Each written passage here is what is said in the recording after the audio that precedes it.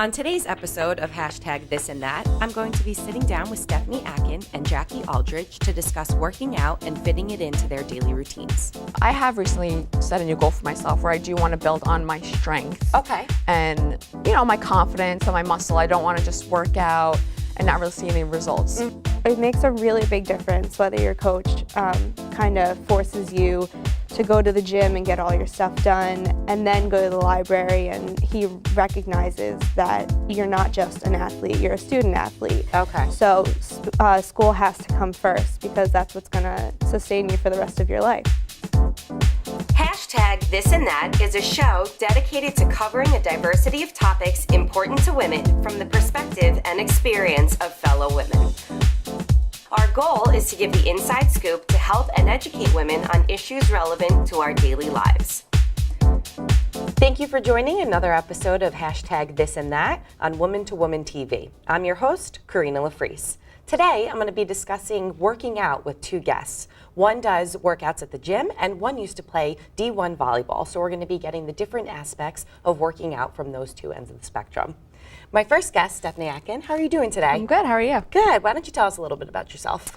Well, I recently just got a full-time job, so Congratulations. thank you. I'm trying to adjust to those changes. So that's why I was really happy to be a part of this, part of this show, because like I said, it's been a big change, getting a new job, trying to get a new schedule and get into a new routine. So that's always been a struggle. So, maintaining a healthy lifestyle is really important to me. So I'm trying to get back on track with that. Okay, great. So why don't you take us back to when you started working out, how that came about, and just kind of what you do, where you go, if you do classes, things like that. Okay. Well, from what I can remember, I've always just been a very active person. I think just naturally how I am. I always did, sports in high school and things like that. And I think I can speak for a lot of women out there.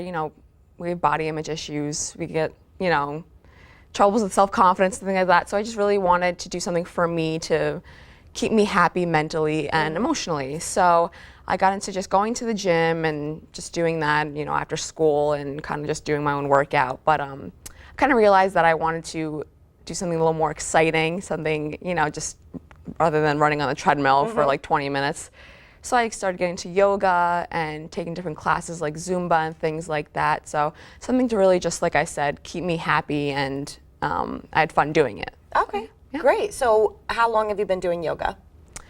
I've been doing it for about maybe 2 years. Wow.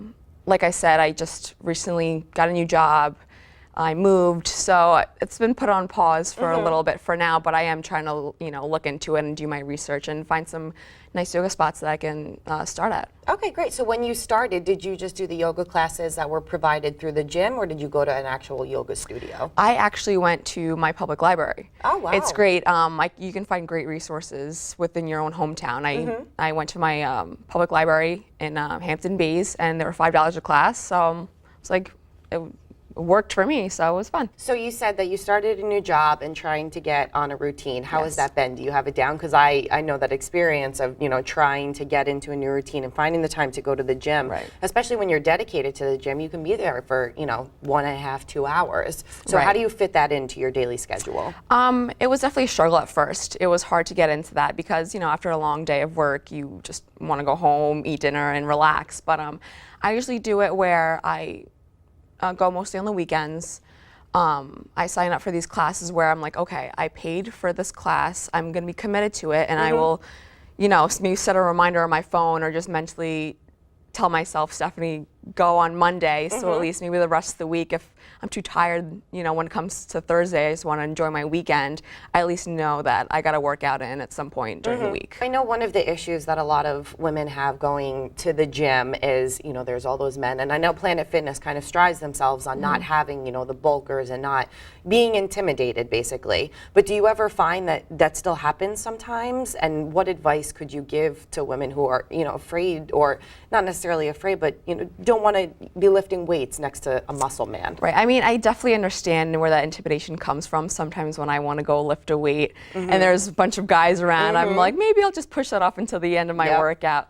But I think that if women do their research and find some workouts that they find works for them, even if it's just a simple bicep curl or, things like that, it's such an easy workout to do that, you know, no one should feel embarrassed to do them. And everyone, you know, is at their own fitness levels, whether you're lifting 10 pounds or you're lifting 30 pounds. Everyone's different. So it's just important for women to remember that, you know, everyone has their different strengths, everyone has their weaknesses, and it's just really important if you keep going to the gym that you just work on, you know, what do you want to work on and set goals for yourself. Exactly. And I think once they start going more and they become more comfortable, then it would be easier for them to do so. And sometimes you come across a really nice guy who helps you out with your workouts. I've had that experience before where I was doing squats and he was like, oh, do you want me to spot you or anything like that? And it's really nice to, you know, be welcomed in a community like that. Because it really is a community. It's important to remember that everyone's there for this, pretty much the same reason. Everyone's there just to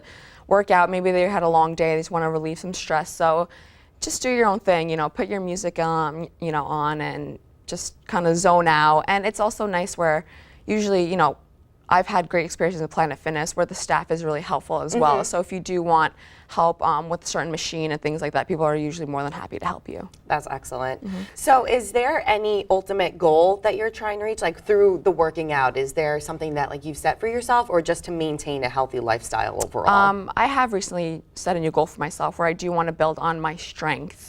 And, you know, my confidence and my muscle. I don't want to just work out and not really see any results. I want to, you know, pay attention to my body, what my body wants, what my body is craving, what my body needs, to make sure that I'm nourishing my body and I'm working out and I'm seeing the strength. I'm really, you know, I really want to become stronger and more confident. How do you fit in eating healthy with that also? Because that's, you know, a huge part of the working out is if you're going home and you're going to, you know, just eat a ton of cookies, it's, you know, it kind of is counterproductive. So how do you find, especially with working full time, you know, do you food prep? How do you go through that kind of process? Well, that's tough. Yeah, I definitely do my own grocery shopping because I found that that's just better with financially and it's important to know what you're putting into your body. So I always, you know, every Sunday is kind of my day to run errands and go grocery shopping, and I kind of plan for the week where it's like, okay, I need enough lettuce to make salads, I need enough bread or turkey to make my sandwiches throughout the week.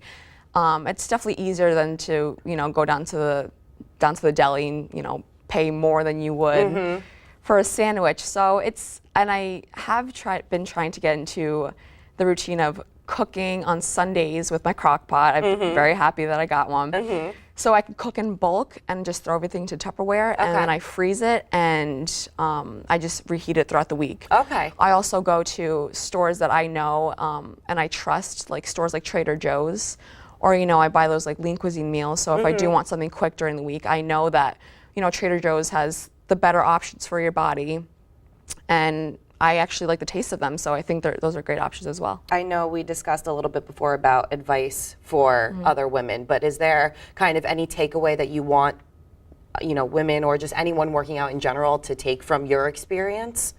I think it's just important to, you know, maybe step out of your comfort zone a little bit.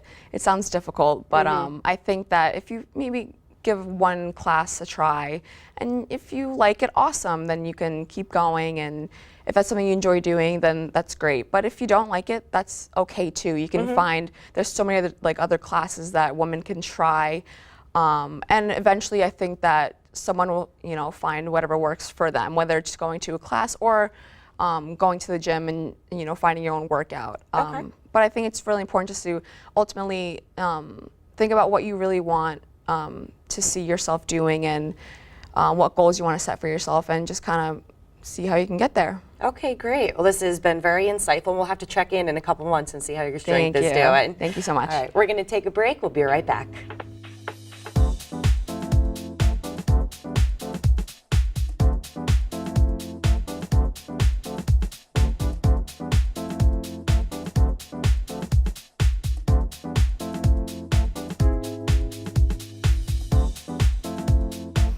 Welcome back. My next guest, Jackie Aldridge, is a volleyball player. She has played since she was 13 years old, and she played in 2 D1 schools. Is that correct? All right, so why don't you tell us a little bit about yourself? I am currently finishing up my master's degree with clinical mental health counseling at Long Island University. Hoping to get a job sooner or later. We'll figure that out after the semester's over. Okay, great. So when did you start playing volleyball? 13, right? And was that through school? Yes, it was 7th grade, which is the earliest that they offer it here in New York. So I would have played sooner, but there was no organized volleyball for us younger than that. But yeah, 7th grade.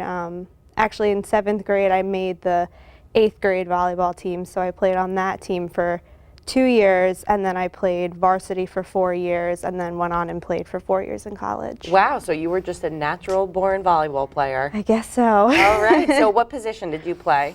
I was a setter, and later I developed into a DS, which is a defensive specialist. So I played the back row, passing, and I was also a setter. Okay, so tell me about going in for that first day of volleyball, because obviously you loved it if you played all the way through college. So what about it kind of enticed you so much from the beginning? I actually had never even really heard of volleyball when I went into the first day of middle school. I don't know, it was just never something that I had ever known about. I played basketball and softball and soccer when I was younger, but having 4 different sports that you could play throughout the year, I was like, well, I need to fill up my middle time, so I just decided to play because all my friends were playing, and yeah, it just kind of came natural to me. We were, first day of practice, I guess the 8th grade team didn't have too many kids, and the 7th grade team had a lot, so the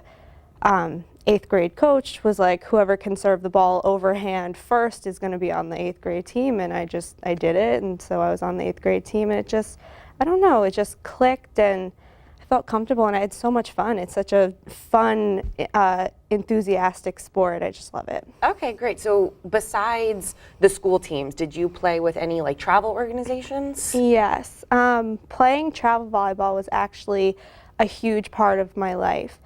I started in 8th grade and played all throughout high school. We played for the Long Island Fury Volleyball Club, which is an amazing club out on Eastern Long Island. My 8th grade coach was actually my club coach also, and he put together a great team of girls from the local area, and we all ended up playing together for all 4 years. So we became very close, we became very good, and we competed at a really high level, so that was great. Great. So what are some of the top accomplishments before college? Because obviously playing D1 is an accomplishment right there. But before that, was there any, you know, with the travel league or with the school league, was there any like huge accomplishments that you guys succeeded in? Yeah, actually, it's a great memories. We, for my club team, like I said, we've played together for so long, and we were all very talented, so we ended up getting a bid to play at the Junior Olympics, which was held in Minneapolis, Minnesota. So it was girls from all over the country, girls from Texas and California, and all of those places, so that was a really great experience, and we did very well, so it was really fun. And then for high school, my senior year, my cousin and I were actually captains of the varsity team, and we went to states my senior year. So we were in the top 4 teams in the state for Class A volleyball. Wow, that's incredible. It's really exciting. So you guys were very talented. Fortunately, fortunately, I was lucky enough to play with a lot of talented girls, because it's one thing which I've learned from a lot of girls that I've played with. They're very talented, but if you don't have the supporting staff on a team, you can't really go very far. So I was very fortunate to have been matched up with a lot of very talented girls along the way. Okay, and have you done any coaching? Yeah, actually, right after I graduated from Manhattan College, I went back home to figure out if I was going to go to grad school and stuff, and the athletic director at my high school obviously remembered me, and she just kind of handed me the JV coaching job at West Hampton. So I did that for a few years, and going to grad school, I couldn't do it full time. I couldn't promise that much time to them, which was unfair to the girls. So I still volunteer coach. The varsity, they had an amazing year this year. They got to the semifinals in Suffolk County. Yeah, it was great. They are an amazing team, and yeah, I really love it. I have a hard time actually coaching setters, which I always tell people this and they think it's so weird. I have a harder time coaching setters than I do all the other positions, because I had to learn the other positions and I had to be coached into these other positions. So I remember how I was taught so I can teach them. Setting was always something that kind of came natural to me. So being like, yeah, I just want you to do this. And they're like, I don't know what you mean. It's natural to me, it's not natural to them. So it's harder for me sometimes to teach that. But yeah, it's really fun, and all the girls are so excited whenever I show up to practice, so it's a confidence booster. Oh, Yeah. that's awesome. Yeah. How do you find, because you said you're currently in grad school, you know, starting to look for jobs, and so I'd been discussing with Stephanie, you know, trying to get into that routine of finding the time to go to the gym. How do you find your experience to be, especially with trying to fit in volleyball also? Yeah, I find that throughout the day I get kind of lazy, so I go to the gym in the very early mornings, like 7 o'clock before I go to work and stuff, because then I either go and then I have it done for the day and I don't have to worry about it, or I go and then I do have energy during the day and I kind of forget that I went in the morning, so then I get 2 for 1 kind of. So either way it works out for me to go in the mornings, but if I can't go in the mornings and I don't have class, I try to go in the evenings. How do you find eating healthy fitting in? Because it can be very difficult. It is very difficult. I naturally have a really big sweet tooth. Everyone in my family does. So that's always been kind of a struggle for me, ice cream and all those things. But I heard Stephanie say before about meal prepping and doing things ahead of time.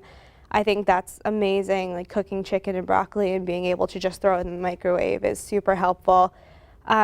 I've tried Herbalife and Nutrisystem in the past just because it's good portion control and all of those things, and I enjoy them, but I get very bored very quickly. I need, like volleyball, it's fast paced, I need changes and stuff, so that doesn't work for me. But yeah, I think meal prepping and just thinking about it ahead of time is really helpful to me. I like to organize and make lists, so if I can kind of plan what I'm going to eat for the week, it'll make things easier for me. Right. So how was eating in college, because you mentioned that you guys would get breakfast together and you would get dinner together, and in college obviously you're eating on campus, so you're kind of succumbing to whatever they're offering you basically. And so I'm sure at that point when you were constantly active doing 2-a-days practices, it was a little easier to, you know, ingest something and it not necessarily be so healthy, but you know you're going to burn it off. Yeah. Actually in college now I work on losing weight and doing all these things, but in college it was more about sustaining your energy and eating what you need to eat to get through the practices and stuff. So if you were hungry, I wasn't really gonna be like, oh, I want to lose weight, let me eat celery. I'd just be like, oh, some peanut butter, give it to me. You know what I mean? Like, I need that energy. Right. But yeah, fortunately, at especially Manhattan College, they had a great cafeteria, and they had a lot of places where you could make your own foods and personalized salads and stuff like that. So you try to do that as much as possible. Of course, you're going to give in to the ice cream bar once in a while, but as long as you're keeping your energy level up and you're eating enough to support your body for what it has to do, I think you just got to make as smart decisions as you can at the time. Okay, great. So back to, you know, playing volleyball in college. How were you able to focus on classes as well as, you know, basically volleyball is a full-time job at that point. So how were you able to, you know, time manage and accomplish everything that you had to do and graduate? Yeah. I know a lot of sports teams have trouble with that, especially at the D1 level, because they put so much emphasis on being a D1 sport. You need to do all this stuff, and you have this responsibility because you're on scholarship and all this stuff. But I don't know, I think we as a team just had a very strong work ethic, and we have team study time, so we would go to the library as a team and get things done, and every freshman and new incoming player had mandatory library time. So that was great because it kind of just forces you to sit down for an hour and a half and get all your stuff done. So that was super helpful, and the coaches, it makes a really big difference whether your coach kind of forces you to go to the gym and get all your stuff done and then go to the library, and he recognizes that you're not just an athlete, you're a student athlete. Okay. So school has to come first because that's what's going to sustain you for the rest of your life. So support from your coach and your teammates is definitely a big one. Great.